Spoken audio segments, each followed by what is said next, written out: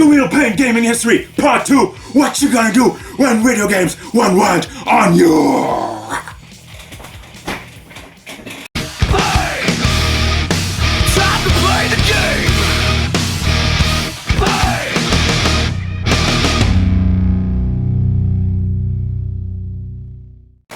So welcome back for another walk down memory lane as we talk about my personal experience with video games, how I got here, how I did all these things, how I gathered stuff. I wanted to get into it, but no spoilers. So you'll get a clear view when this is over.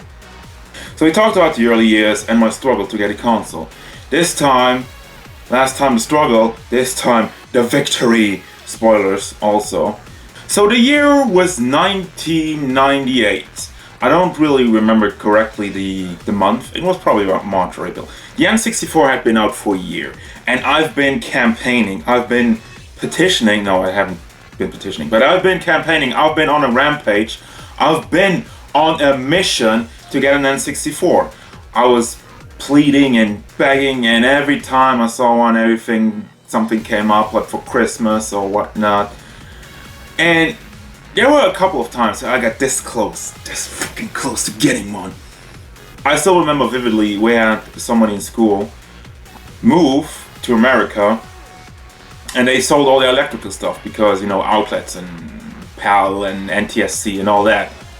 So of course, she was selling her N64 and I was like, come on, it's gonna be cheap. I kept talking to my parents again and again and again until they finally were like, okay, get it, let's do it, let's go and get the N64. And by the time I got there, I got to my classmate and she was like, sorry, it's already sold. Wah wah. Defeated but not down. The breakthrough came in March or April, somewhere around those lines, when we were on vacation in Belgium, because we always used to go to Belgium for the Easter vacation. And everywhere in stores they had it, like, yes, well, it was all there. And since we were on vacation as a family, we were always together, and I was always annoying them. I was always bothering them. I was always like, now is the time, now is the chance. After that fucking shit with my classmate, I knew that this is the time. This is the time to go for it. This is the time to go all in. Fucking slam my cards on the table. No matter what I got, I had to get it. And guess what? I think I annoyed my dad way too much. He got mad. He got a little mad. He didn't yell or anything, but it got to the point where he was just like, you know what? Stop getting on my nerves. If you can afford an N64 by yourself, if you can get the cash together, I'm gonna buy you a TV. So then we have the whole TV problem out of the way, and now you're old enough. I was like 14 or something. 13, I don't know. Math. And I finally had my chance. The plans have been laid out, and I finally had my shot to get it. However, my dad's plan was not a bad one. Was not a bad one.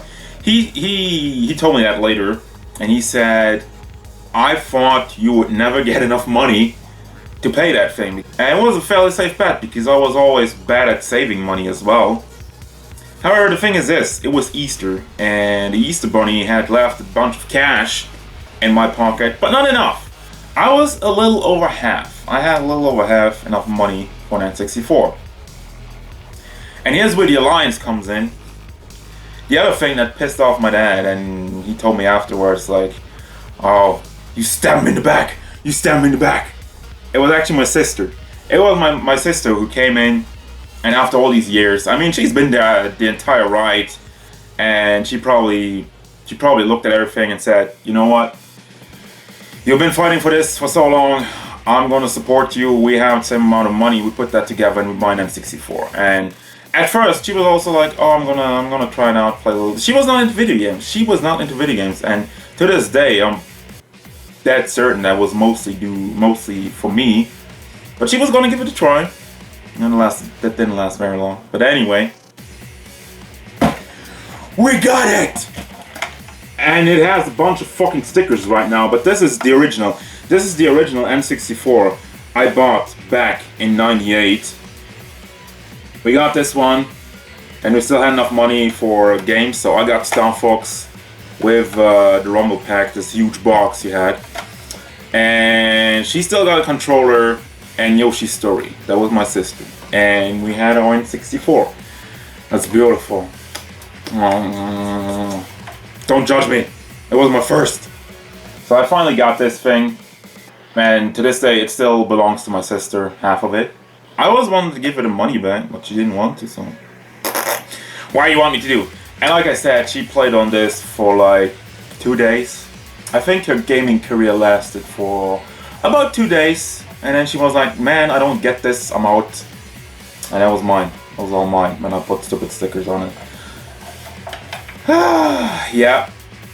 I finally had my first console and it was glorious. I put all my money into this and magazines. Well, magazines only came later because I still got a lot of shit. I had like Clay Fighter 63.5 or whatever it was called. That game. I had a bunch of crap, but still, I had a lot of good games as well. And the funny thing about the N64, when I had it, when it came out, I didn't have Mario, not Mario, what am I, New York? It was kind of like that thing, because you're a kid, you don't have that much money, but you have your friends.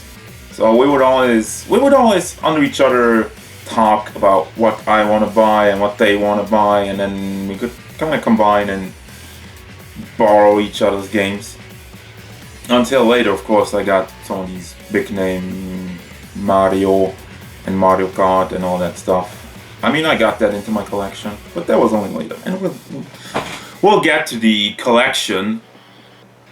Now, next to the magical N64, I also got a PlayStation. But I don't even have it anymore. I can't show you because it wasn't, I mean, the PS1. I have a PS3 that's backwards compatible with PS1 games, so I don't really need it. And back then, so I got it out as soon as possible when I needed the money. Because here's the deal. I talked about it earlier, how I became a Nintendo fanboy, and at this point, I was 100% Nintendo. There was nothing else. Everything else was trash. And you gotta understand something. I've been a kid growing up with Nintendo, and this was my first console, a Nintendo console. So of course, Nintendo was the best thing in the world. There was nothing else. Like PlayStation, what is it? Sony? They haven't never even done any games. Crap. Sega? Crap. Never even played on Sega. What is this? Nobody owns that. Nobody plays on that. That was me. That was me back then, 100%. And I was on like, oh, PlayStation, stupid, or discs, they scratch easy, you crush them easily, they break easily. Cartridges are way better, even though we all know now cartridges are stupid, and discs were way better, and they still are. I mean, nobody runs with cartridges anymore. That's not a thing. But like I said, I was a fanboy. I was terrible. I was a terrible human being.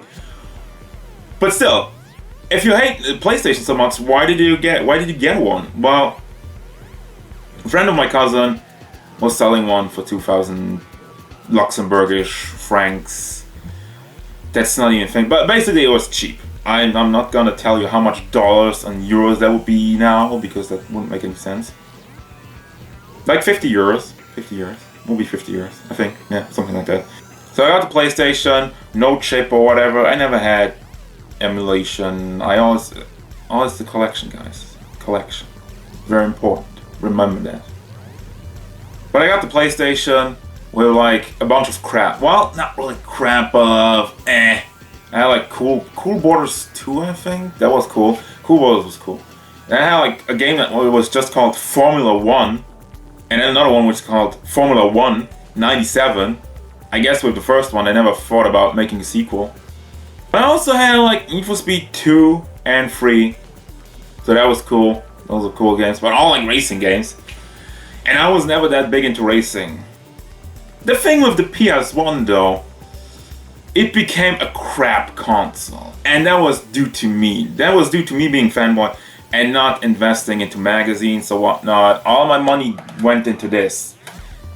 the PlayStation 1 was just that thing that was there, and I didn't really care for it. So I messed up on a lot of things. Like I didn't have Metal Gear, I didn't have Dino Crisis, I didn't have Resident Evil, or any of the other top games. I didn't even have Crash Bandicoot. I didn't have any of the great PlayStation games that you now look back and talk about. I had stuff like Batman and Robin, the movie game. Yeah, I don't even have to talk about how awful that was. I had Shaolin, and you probably don't even know what Shaolin is, but Shaolin was one of these games. I just put it in, I looked at the first cutscene, and I told myself, damn, that looks like shit. And it was shit. And it got like terrible reviews everywhere. And it didn't even come out in North America. So if you're in North America and you're looking at this, just look it up. Just go watch it on YouTube or somewhere. The only really good game I have on the PlayStation is Street Fighter Alpha 3. That's still the best one. I mean, I also have like the WWE SmackDown games. Those are also cool. But the only that was the mission. That was the mission, because the N64 wasn't really high on the fighting game genre. You didn't really have anything there, except for maybe Smash Brothers, which is more like a party game. But Street Fighter Alpha 3, I got an N64 and I was like, where's Street Fighter? Where are the Dragon Ball games? And I also got the Dragon Ball games on PlayStation. Those weren't really good. Let's be honest here. Some people are still like, oh, Final Bout. No, Final Bout is crap. The only reason I got Final Bout is because of the goddamn anime intro. That one's amazing. The rest about it, no. Well, yeah, Street Fighter Alpha 3 has a story on its own. This game has a story because I bought this game 3 times. I had to buy it 3 times. You're probably asking yourself, what does he mean 3 times? Well, I wanted this game for a long time. So I went to like a store where they had the box, but the disc was behind the counter.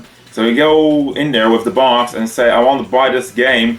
They open something there, they take the disc out and they put it in the case and they're like, there you go. They didn't have the fucking disc anymore. I went there with the box and I was like, give me the disc. Oh, there's no disc anymore. You want something else? I got Star Wars Episode 1 Jedi Power Battles, which was okay, but I wanted Street Fighter. Fuck. Second attempt, went to a mall, got Street Fighter again, fucking in the box. But the plastic was kind of weird.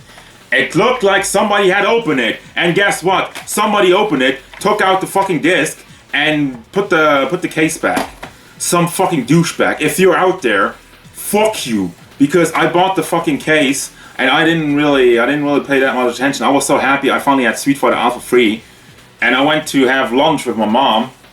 And I opened it to look at the instruction booklet, and there was no fucking disc. There's a disc in here right now, but I opened it and I was like, what the fuck is this?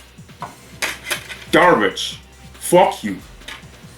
So I spent the rest of the entire day trying to get a refund, and of course they wouldn't give the money back, so they just like, you want to get a different game? Of course we don't have another copy of Street Fighter Alpha 3. So how Shaolin, and I actually kept that game to fucking remember me of the horrors. Just look at it, it's disgusting. It's fucking garbage.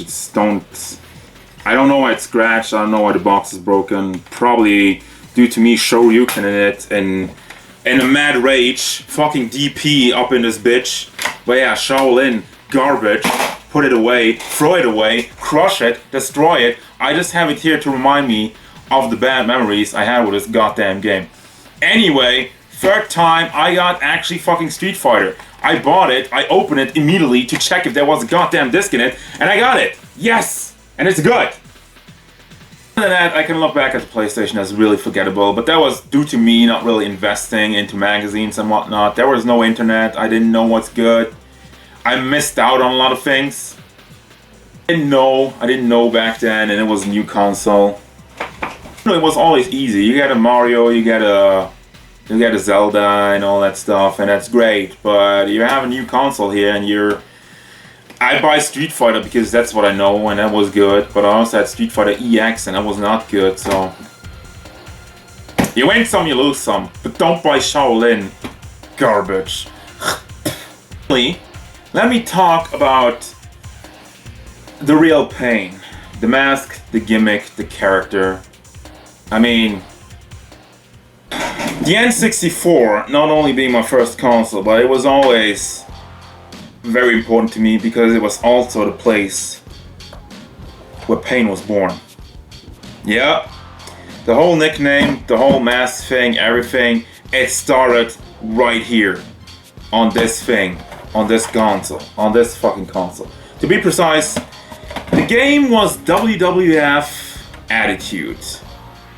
It could have been Warzone, but I'm pretty sure it was Attitude. I don't remember. So here's the thing. These games just came up with the create your own character idea, something that's gone above and beyond these days. But it started on these consoles, on this generation, N64, PlayStation, but we're just talking about the N64 because that's where this came from. So back then, when it started, I didn't even have my N64, I didn't have my own, so I went over to my best friend's house, one of my best friends at the time, and he just had WWF Attitude, and it was the new thing. It was like, make your own character, and he was like, you know what, just sit down and knock yourself out, make your first character, and I did. And he looked like crap, because my favorite color back then was green, so I had a lot of black and green and blech.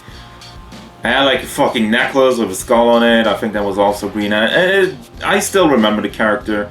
He doesn't exist anymore, I don't think, unless I don't really know.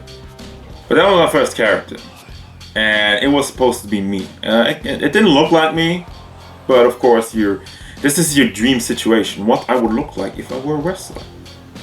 And then it came down to naming this guy. Then it came down to naming my character who would represent me in wrestling games from now on. And I came up with the Big Joe. Not Payne, no, we're not there yet. I came up with the Big Joe because my name is Joe and I'm fat. Ha! And my English knowledge was, I didn't have English knowledge at the time. This is not my first language. When I say that, that's not a joke.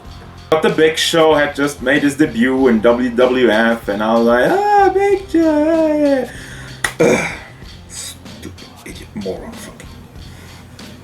But eventually, as time would go on, I would look at that and be like, this is stupid. And I think by the time the game WWF WrestleMania 2000 came out in N64, it was around then and there when I was deciding on getting something better. So I needed something that fit, something that sounded cool, something that looked cool, something that fit into the whole wrestling thing. So I came up with Payne. Not P-A-Y-N-E, no, regular writing style, P-A-I-N, Payne. And that was my name. That was my new name for the character. The switch came to the P-A-Y-N-E when I actually watched the movie Major Payne with a friend. But it's not that simple. No. This is way too complex. You're thinking I'm mad, but why the story behind this character, behind his name is so big, you'll know when I'm done with it.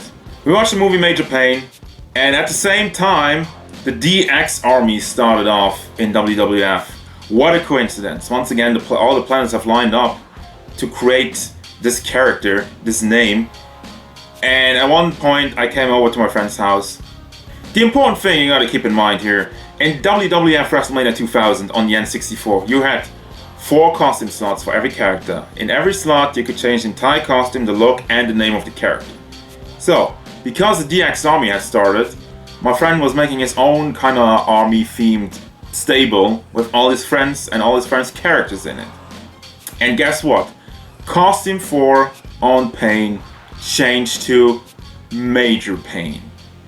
Now, with the name written in P-A-Y-N-E and the major added because we're like an army and the gimmick. And I looked at that, and I looked at my friend, and I looked back at the screen, and I was like, this is stupid! I don't like this! Change it back! Because I was really proud of the Payne name, but the writing style at first didn't really appeal to me. I didn't even hate on the Major Payne thing. even though I know it's supposed to be pun. Back then, I didn't even know it was supposed to be pun. Oh, major pain in my ass, blah, blah, blah. And every time people still make fun of that, I'm like, what? Why do you want me in your ass? I'm not about that. Fuck you. But as time moved on, I kind of went back on it. I don't remember when was the exact time. It might have been during the time when the game Max Payne came out that I was kind of looking at it back and I thought, this is kind of a cool way to write it. And that's the thing. I think, I'm not even sure. A lot of people are always like, oh, the real Payne, are you like a huge fan of Max Payne? No, it wasn't.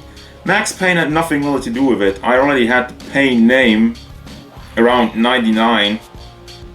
But that's when the legacy started. That's when the character got created. And that's where we're gonna stop for today. So, that's the first part of the real Payne character creation, this mask thing. I'm gonna continuously talk about the character and how it evolved and how it became this huge thing to myself. It's really part of my life. And next time we got the N64 and the PlayStation covered, so next time we're gonna talk about the next generation, GameCube, etc. So thank you everybody for watching. I hope you've enjoyed part 2. So stay tuned for part 3. And don't forget to subscribe and all that stuff, and like and share and talk about it. Talk to your friends. There's a stupid idiot who talks about masks and Nintendo, and it might be interesting, I don't know. I like talking about it. So, thank you if you enjoyed. See ya later.